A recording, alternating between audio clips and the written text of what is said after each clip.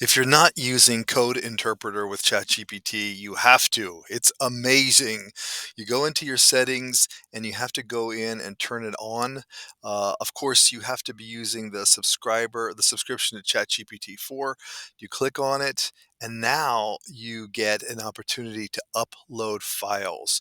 And this is just such a crazy game changer. I'm going to use three use cases that, may be amazing to you as they are to me.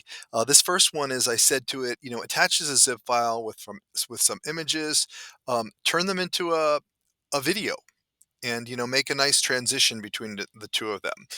And so then I went and I attached a zip file. It was a zip file of a couple of thumbnails, like YouTube thumbnails, that I wanted to turn into a video.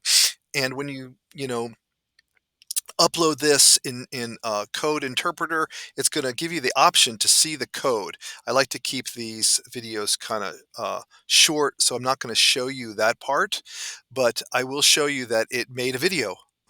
And I don't know, and it made a cool transition. It fades in and out of my thumbnails, and it happened very, very quickly. And I don't know if you do video, but I can tell you that making videos for social media just got way faster, depending on what programs you're accustomed to using. So I thought that was just incredible. This really blew my mind. I'm a painter, I'm an artist, I sell my artwork online. And so I attached a data sheet. It was like a spreadsheet of my sales recently. And, it's just an Excel spreadsheet. And you have to be careful that you don't put any, you know, um, private information in there. I didn't put the customers' names or credit cards or anything like that. And I just said, create a visualization for me.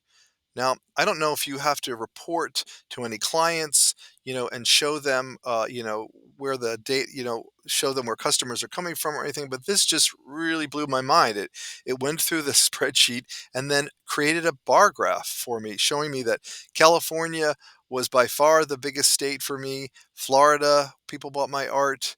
It was just amazing. So then I thought, well, products was one of the columns in the spreadsheet. So show me which one of my paintings are the most popular one. I wanted a visualization of that. I was like, oh wow, the it was definitely a painting that was more popular. There were two that were neck and neck, but some of the other options did not do as well. And then I said, well, go back and show me which cities in which states. When you think about this, the uses of this are incredible because you could be like, wow, you could show your boss, that this city is where we want to go. This was another great use case. I saw this poster.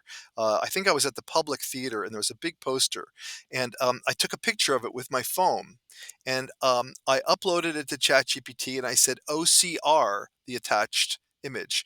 And OCR is when you go through software that scans through an image and then creates, gives you it extracts the text from the image. So imagine doing this with business cards or something else. And so I posted it on Threads. If you fall in love with Van Gogh or Matisse or John Oliver Killens, or if you fall in love with the music of Coltrane, the music of Aretha Franklin, or the music of Chopin, find some beautiful art and admire it and realize that it was created by human beings just like you. No more human, no less, Maya Angelou. And so I think that that is a great reminder that these AI tools are here for us. They are here to help us human beings be more innovative and to be more creative and to bring love and light into the world.